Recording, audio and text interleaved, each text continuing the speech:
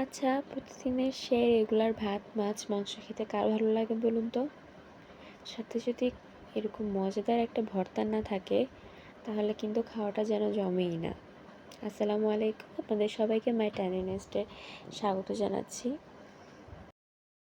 এই তো আমি যতটুকু ভর্তা বানাবো সেই পরিমাণ অনুযায়ী কাঁচামরিচ, কয়েক টুকরো রসুন, পেঁয়াজ, সাথে অর্ধেক পরিমাণে বেগুন আর একটা আলু টুকরো করে কেটে আমি তাওয়ার মধ্যে এপাশ ওপাশ করে ভালোভাবে ভেজে নিয়েছি।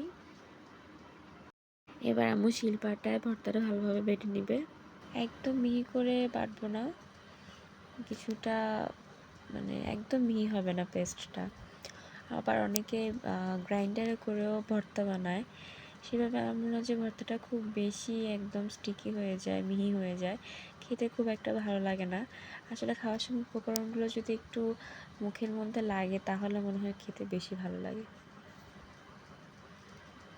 খাওয়ার টেবিলে যদি এমন একটা ভর্তা থাকে, আসলে খাওয়ার রুচিটা মনে হয় যেন কয়েক গুণ বেড়ে যায়।